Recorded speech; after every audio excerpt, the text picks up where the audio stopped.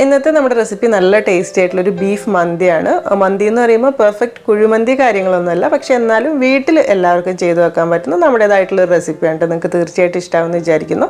നമ്മൾ മുൻപൊരു ചിക്കൻ മന്തി ചെയ്ത സമയത്ത് കുറച്ച് ആളുകളൊക്കെ ഈ ഒരു ബീഫ് മന്തിനെ കുറിച്ചും കൂടെ ചോദിച്ചിട്ടുണ്ടായിരുന്നു. അപ്പോൾ അവർക്കും കൂടെ വേണ്ടിയിട്ടുള്ളൊരു സ്പെഷ്യൽ വീഡിയോ ആണ്. തീർച്ചയായിട്ടും നിങ്ങൾക്ക് ഇഷ്ടമാകുമെന്ന് തന്നെ വിചാരിക്കുന്നു. അപ്പോൾ വീഡിയോ കണ്ടുകൊണ്ടിരിക്കുന്ന സമയത്ത് ഇഷ്ടപ്പെട്ടിട്ടുണ്ടെങ്കിൽ ആ ഒരു ലൈക്ക് ബട്ടൺ ഒന്ന് പ്രസ് ചെയ്യേണ്ട കാര്യം മറക്കരുത്. അതുപോലെ നമ്മുടെ ചാനൽ നിങ്ങൾ ആദ്യമായിട്ട് കാണുന്നവരാണെങ്കിൽ സബ്സ്ക്രൈബ് ചെയ്യേണ്ട കാര്യം കേട്ടോ. അപ്പോൾ ഇതൊന്ന് കണ്ടു നോക്കിയാലോ.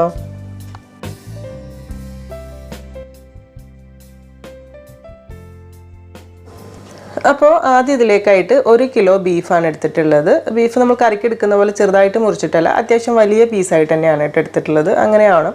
എന്തായാലും വെന്ത് കഴിയുമ്പോൾ കുറച്ചൊന്ന് ചുരുങ്ങും. അപ്പോൾ ഇതുപോലെ നന്നായിട്ടൊന്ന് കഴുകി വൃത്തിയാക്കി എടുത്തിട്ട് വെള്ളമൊക്കെ പോകാൻ വേണ്ടിയിട്ട് ഒരു സൈഡിലേക്ക് മാറ്റി വെച്ചിട്ടുണ്ട്. അടുത്തതിന് ഇതിലേക്കുള്ള മസാലയ്ക്കായിട്ടൊരു 1 കപ്പ് ക്യാപ്സിക്കം ചെറുതായിട്ട് മുറിച്ചെടുത്തിട്ടുണ്ട്. അത്യാവശ്യം വലിയ ഒരു ക്യാപ്സിക്കാണ് എടുത്തിട്ടുള്ളത്. ചെറുതാണെങ്കിൽ ഒരു 1.5 to 2 ഒക്കെ വേണ്ടി വരും. 1 കപ്പ് അളവിൽ കിട്ടാൻ ഇതുപോലെ വളരെ ചെറുതായിട്ട് തന്നെ മുറിച്ചെടുക്കണം. അത് പ്രത്യേകം ശ്രദ്ധിക്കണം. ഇതിലേക്കൊരു 2 ടേബിൾ സ്പൂൺ അളവിൽ പുതിനയില, വളരെ കുറച്ച് അളവ് തന്നെ മതി, ഇതുപോലെ പൊടിയായിട്ട് അരിഞ്ഞത് കേട്ടോ. അതിൻ്റെ കൂടെ തന്നെ ഒരു 2 ടേബിൾ സ്പൂൺ മല്ലിയിലയും പൊടിയായിട്ട് അരിഞ്ഞത് ഇട്ട് കൊടുക്കുന്നുണ്ട്. അടുത്തത് നമ്മൾ ഇതിലേക്കൊരു 2 ചെറിയ പീസ് പട്ട, 3 ഏലയ്ക്ക, ഒരു 3-4 ഗ്രാമ്പു അത് ചേർത്ത് കൊടുക്കാം. പിന്നെ ഒരു 1 ടീസ്പൂൺ കുരുമുളക് മുഴുവനായിട്ട് ഇട്ട് കൊടുക്കുന്നുണ്ട്. അതിൻ്റെ കൂടെ തന്നെ കുറച്ച് കുരുമുളക് പൊടിയാണ് കേട്ടോ. ഒരു 1.5 ടേബിൾ സ്പൂൺ കുരുമുളക് പൊടിയാണ്. ബീഫ് ആയതുകൊണ്ട് തന്നെ ഇത്തിരി കൂടുതൽ എടുത്തിട്ടുണ്ട്. പിന്നെ ഒരു 1 ടേബിൾ സ്പൂൺ ചെറിയ ജീരകം ചതച്ചെടുത്തതാണ്. ഒരുപാട് പൊടിച്ചെടുത്തിട്ടുള്ള, ജസ്റ്റ് ഒന്ന് ചതച്ചെടുത്തിട്ടുള്ള ചെറിയ ജീരകം. അതിൻ്റെ കൂടെ തന്നെ മന്തി മസാല ഉണ്ടെങ്കിൽ 1 ടേബിൾ സ്പൂൺ അത് ഇട്ട് കൊടുക്കുക. അതല്ലെങ്കിൽ നമ്മളിപ്പോൾ അറബിക് സ്പൈസസ് ആയിട്ട് എടുക്കുന്ന കബ്സ മസാലയോ അല്ലെങ്കിൽ അറബിക് സ്പൈസസ് ഏതായാലും 1 ടേബിൾ സ്പൂൺ മതി. പിന്നെ ഒരു 2 മാഗി ക്യൂബ് എടുത്തിട്ടുണ്ട് കേട്ടോ. 1 ചിക്കനാണ് എടുത്തിട്ടുള്ളത്, 1 ബീഫാണ് എടുത്തിട്ടുള്ളത്. രണ്ടും ബീഫ് തന്നെ വേണമെങ്കിൽ എടുക്കാം കേട്ടോ, കുഴപ്പമൊന്നുമില്ല. അത് ഇടുന്ന സമയത്ത് ഇതുപോലെ ഒന്ന് പൊടിച്ചിട്ട് കൊടുക്കാം. പിന്നെ കുറച്ച് ഉപ്പ് ഇട്ട് കൊടുക്കുക. ഒരു 1/4 ടീസ്പൂണൊക്കെ മതി, 1/2 ടീസ്പൂണിന് താഴെ ഇട്ടോ. കാരണം മാഗി ക്യൂബിൽ ഉപ്പാണ് ഉള്ളത്. അപ്പോൾ അതുകൊണ്ട് തന്നെ നല്ലോണം മിക്സാക്കി നോക്കിയിട്ട് പിന്നെ വേണമെന്നുണ്ടെങ്കിൽ ഇട്ട് കൊടുത്താൽ മതി. ഇനി ഇതിലേക്ക് നമ്മളൊരു 1/2 കപ്പ് സൺഫ്ലവർ ഓയിലാണ് എടുക്കുന്നത്. അപ്പോൾ ഞാൻ 1/2 കപ്പ് നിറച്ചെടുക്കുന്നില്ല, കാരണം നമ്മൾ എടുക്കുന്ന ബീഫിൽ അത്യാവശ്യം നെയ്യ് ഉണ്ടെന്നുണ്ടെങ്കിൽ ഇതിൻ്റെ അളവ് കുറച്ച് കുറയ്ക്കാം കേട്ടോ.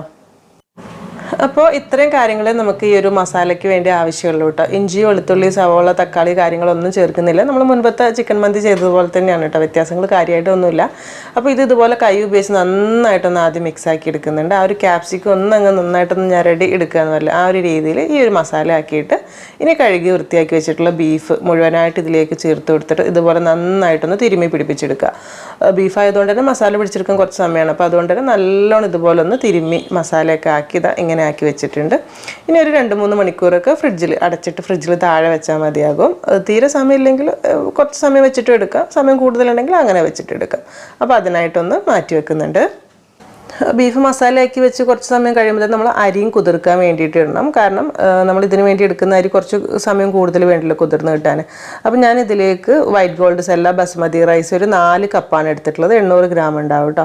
എപ്പോഴും മന്തിക്കൊക്കെ വേണ്ടി എടുക്കുമ്പോൾ നമ്മൾ നോർമൽ ബസ്മതി റൈസ് എടുക്കാതെ ഇതുപോലത്തെ വൈറ്റ് ഗോൾഡ് സെല്ല ബസ്മതി റൈസൊക്കെ എടുക്കാൻ വേണ്ടി ശ്രദ്ധിക്കുക, അതായിരിക്കും കുറച്ചുകൂടെ നല്ലത്.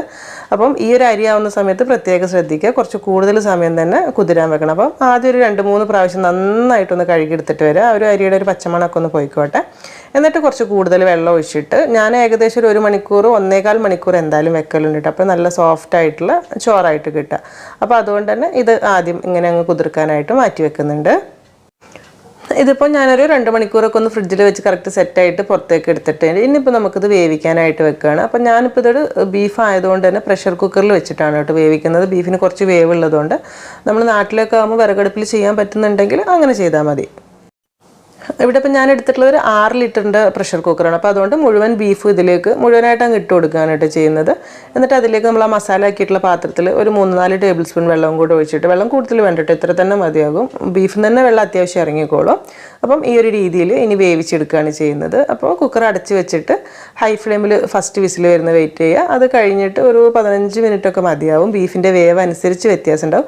എന്താണെന്ന് വെച്ചാൽ മുഴുവൻ നമ്മൾ 90% പ്രഷർ കുക്കറിലിട്ട് വേവിച്ചാൽ മതി. ബാക്കി ഇതിൽ വരുന്ന വെള്ളത്തിലിട്ടിട്ട് വറ്റിച്ച് അങ്ങനെ ആക്കിയെടുക്കുക ചെയ്യുന്നത്. അപ്പോൾ കുറച്ചുകൂടെ വെന്തോളും. മുഴുവനായിട്ട് വെന്തതാവുന്നത് വരെ ഇതിൽ വെയിറ്റ് ചെയ്യേണ്ട ആവശ്യമില്ല. അപ്പോൾ ഒരു 15 മിനിറ്റൊക്കെ കൊടുത്തിട്ട് പിന്നെ ഫുൾ പ്രഷറൊക്കെ പോകുമ്പോൾ ഇതുപോലെ ഒന്ന് തുറന്ന് നോക്കിയിട്ട് നോക്കുക. അപ്പോൾ അത്യാവശ്യം വെള്ളമൊക്കെ ഉണ്ട്. അപ്പോൾ ഇനി നമ്മൾ ചെയ്യുന്നത് എന്താണെന്ന് വെച്ചാൽ ഇനി ഇത് തുറന്ന് വെച്ചിട്ടൊന്ന് വറ്റിച്ചെടുക്കുകയാണ് ചെയ്യുന്നത്. ഈ ഒരു മസാലയും കാര്യങ്ങളൊക്കെ ബീഫിലേക്ക് വറ്റി കിട്ടണം. കാരണം കുറേ വെള്ളം പോലെ വേണ്ടല്ലോ, ആ ഒരു ബീഫിലേക്ക് എല്ലാം കൂടി ഇങ്ങനെ പിടിച്ചിരിക്കുന്ന ആ ഒരു ടെക്സ്ചറിലേക്ക് എത്തിക്കോട്ടെ. അപ്പോൾ ഞാനിവിടെ പ്രഷർ കുക്കറിലേക്ക് തന്നെയാണ് അരിയും കൂടെ ദം ചെയ്തെടുക്കുന്നത് കേട്ടോ. റൈസ് വേവിച്ചിട്ട് ഇതിൽ തന്നെയാണ് ദം ചെയ്യുന്നത്. അപ്പോൾ കുറച്ചൊക്കെ ആണെങ്കിൽ അങ്ങനെ ചെയ്യും. ഇപ്പോൾ കൂടുതൽ അളവിലൊക്കെയാണ് നിങ്ങൾ ചെയ്യുന്നതെന്നുണ്ടെങ്കിൽ ഈ പ്രഷർ കുക്കറിലിട്ട് ബീഫ് വറ്റിക്കുന്നതിന് പകരം നമ്മൾ ഏത് പാത്രത്തിലേക്കാണോ ദം ചെയ്യുന്നതെന്നുണ്ടെങ്കിൽ ഇതിൽ നിന്ന് വേവിച്ചിട്ട് നേരെ അതിലേക്ക് ഇട്ട് കൊടുക്കുക. എന്നിട്ട് അതിലിട്ടിട്ട് അത്യാവശ്യം അങ്ങ് വറ്റിച്ചെടുത്തിട്ട് പിന്നെ അരി വേവിച്ചെടുത്ത് അതിൻ്റെ മേലേക്ക് ഇട്ട് നമ്മൾ മുൻപത്തെ മന്തി ചെയ്ത പോലെ ചെയ്താൽ മതി കേട്ടോ. കുറഞ്ഞ അളവിലാണെങ്കിൽ ഇങ്ങനെ ചെയ്യാം. അപ്പോൾ ബീഫ് വറ്റിക്കാൻ വേണ്ടിയിട്ട് മറ്റേ ഗ്യാസിലേക്ക് മാറ്റിയിട്ട് നമുക്ക് അരി വേവിച്ചെടുക്കുക. അപ്പോൾ അതിന് വേണ്ടിയിട്ട് കുറച്ച് കൂടുതൽ വെള്ളം തിളപ്പിച്ചെടുക്കുന്നുണ്ട്. അതിലേക്കൊരു 3 ഏലക്ക, 3-4 ഗ്രാമ്പു, ചെറിയ പീസ് പട്ട ഇട്ട് കൊടുക്കുക. വെള്ളത്തിൻ്റെ അളവ് പ്രത്യേകിച്ചില്ല കേട്ടോ, നമ്മൾ വേവിച്ചൂറ്റാൻ വേണ്ടിയാണ്. അപ്പോൾ കുറച്ച് കൂടുതൽ വെള്ളം അങ്ങ് വെച്ച് കൊടുത്താൽ മതി. അതിൻ്റെ കൂടെ തന്നെ ഒരു ഡ്രൈ ലെമൺ ഇട്ട് കൊടുക്കുന്നുണ്ട്. പിന്നെ വെള്ളത്തിലേക്ക് പാകമായിട്ടുള്ള ഉപ്പ് ഇട്ട് കൊടുക്കുക. അരിയിലേക്കും കൂടെ പിടിക്കാനുള്ള ഉപ്പ് വേണ്ടി വരും കേട്ടോ. അതിൻ്റെ കൂടെ തന്നെ ഞാനൊരു മാഗി ക്യൂബിൻ്റെ ഒരു ചെറിയ പീസ് കൂടി ഇട്ട് കൊടുക്കുന്നുണ്ട്. ഇത് ഓപ്ഷനിലാണ്, ഇത് ഹെൽത്തി അല്ല എന്നുള്ളത് അറിയാം, പക്ഷെ എന്നാലും താല്പര്യമുള്ളവർക്ക് ഇട്ട് കൊടുക്കുക, അല്ലാത്തവർക്ക് സ്കിപ്പ് ചെയ്യാം.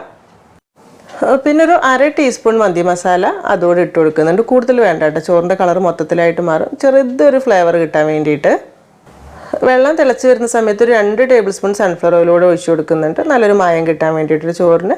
എന്നിട്ട് എല്ലാം കൂടെ നല്ലോണം ഒന്ന് മിക്സ് ആക്കിയിട്ട് ഉപ്പൊക്കെ നോക്കുക, കറക്റ്റാണോ നോക്കുക. എന്നിട്ട് നന്നായിട്ട് തിളച്ച് വരുന്ന സമയത്ത് ഇതിലേക്ക് നമ്മൾ കുതിർത്ത് ഊറ്റി വെച്ചിട്ടുള്ള അരി മുഴുവനായിട്ട് ഇട്ട് കൊടുക്കുകയാണ് ചെയ്യുന്നത്. അപ്പോൾ നന്നായിട്ട് മിക്സ് ആക്കിയിട്ട് അരി നല്ലോണം വേവിച്ചെടുക്കുക. സാധാരണ പോലെ തന്നെ വേവിച്ച് ഊറ്റാൻ വേണ്ടിയിട്ടാണ്. പിന്നെ ഒരു 90% വെന്താൽ മതി. നമ്മൾ പ്രഷർ കുക്കറിലിട്ട് കുറച്ച് സമയം ദം ചെയ്യുന്നുണ്ടല്ലോ. പിന്നെ മന്തിക്കൊക്കെ ആവുന്ന സമയത്ത് ഒരുപാട് കുഴഞ്ഞു പോകേണ്ട ആവശ്യമില്ല. അപ്പം ഈ സമയത്ത് തന്നെ നമ്മൾ ബീഫ് വറ്റിക്കാൻ വെച്ചത് ഇടയ്ക്കിടയ്ക്ക് ഇളക്കി കൊടുക്കേണ്ട കാര്യം പ്രത്യേകം മറന്നു പോകരുത് കേട്ടോ. ഈ ഒരു സമയം കൊണ്ട് തന്നെ ബീഫിലുള്ള വെള്ളമൊക്കെ അത്യാവശ്യമൊക്കെ ഒന്ന് വറ്റി തുടങ്ങിയിട്ടുണ്ട് കേട്ടോ. ഈ ഒരു രീതിയിൽ വറ്റിയാൽ മതിയാവും. എല്ലാം കൂടെ അങ്ങ് വറ്റി പോകേണ്ട, ഒരിത്തിരി വെള്ളമായും ഇരുന്നോട്ടെ. ഈ സമയത്ത് ഞാൻ ഇതിൽ നിന്നൊരു പകുതി ബീഫ് പീസുകൾ ഇങ്ങോട്ട് എടുത്ത് മാറ്റുന്നുണ്ട് കേട്ടോ, മേൽഭാഗത്ത് ഇട്ട് ദം ചെയ്യാൻ വേണ്ടിയിട്ട് മാത്രമാണ്. അപ്പോൾ ഈ പ്രഷർ കുക്കറിലല്ല ചെയ്യുന്നത്, വലിയ പാത്രത്തിലേക്കാണ് ചെയ്യുന്നതെന്നുണ്ടെങ്കിൽ ബീഫ് മുഴുവനായിട്ട് മേൽഭാഗത്തിട്ട് ദം ചെയ്ത് നമ്മൾ മേൽഭാഗത്ത് കനലൊക്കെ ഇട്ട് കൊടുക്കുകയാണെങ്കിൽ കുറച്ചുകൂടെ ബീഫ് ഒന്നുകൂടെ ഒക്കെ ഒന്ന് ഡ്രൈ ആയി നല്ല ടേസ്റ്റായി കിട്ടും. അങ്ങനെ വേണമെങ്കിൽ ചെയ്യാം. നമ്മൾ മുൻപ് നാട്ടിൽ നിന്നൊരു വീഡിയോ ചെയ്തിട്ടുണ്ടല്ലോ, ഇതുപോലെ ഈ ഒരു രീതിയിൽ വേണമെങ്കിലും ചെയ്യാം. ഇപ്പോൾ കുക്കറിലെ അടിഭാഗത്ത് ആ ഒരു അത്യാവശ്യം ഗ്രേവി ഉണ്ട്, പിന്നെ കുറച്ച് ബീഫിൻ്റെ പീസും ഉണ്ട്. ഇനി ഇതിൻ്റെ മേലേക്ക് നമ്മളിപ്പോൾ അരി പാകത്തിന് വെന്ത് വന്നിട്ടുണ്ട്, ഒരുപാട് കുഴഞ്ഞു പോയിട്ടൊന്നുമില്ല. ഈ സമയത്ത് ഇതുപോലെ ഒന്ന് ഊറ്റിയെടുക്കുക. വെള്ളം നല്ലോണം ഒന്ന് കളഞ്ഞിട്ട് ഡയറക്റ്റ് ഇതിലേക്ക് പ്രഷർ കുക്കറിലേക്ക് ബീഫിൻ്റെ മേലേക്ക് അങ്ങ് ഇട്ട് കൊടുക്കുകയാണ് ചെയ്യുന്നത്. അപ്പോൾ ഒരു പകുതി ഭാഗം ചോറിട്ടതിന് ശേഷം ചോറ് ചെറിയൊരു പുളി ടേസ്റ്റ് ഇഷ്ടമുള്ളവർക്ക് ഒരു ഇത്തിരി നാരങ്ങ നീര് പിഴിഞ്ഞൊഴിക്കുക. ഒരുപാടൊന്നും വേണ്ട, 1-2 ടീസ്പൂൺ ഇടയിൽ ഒഴിച്ചു കൊടുക്കുക. അതുപോലെ തന്നെ മിക്സ് ആക്കുന്ന സമയത്ത് കളർ ചേഞ്ച് വേണമെന്നുണ്ടെങ്കിൽ ഉള്ളവർക്ക് മാത്രം ഒരു ഇത്തിരി റെഡ് കളർ അവിടെ ഇവിടെ ആക്കി കൊടുക്കുക, കൂടുതൽ വേണ്ട. ബാക്കിയുള്ള റൈസ് മുഴുവനായിട്ട് ഇട്ട് കൊടുക്കുക. അപ്പോൾ ആദ്യം പറഞ്ഞ പോലെ തന്നെ ഒരു 6 ലിറ്ററിൻ്റെ കുക്കറിലാണെങ്കിൽ 4 കപ്പ് ഫുള്ള് കൊള്ളും.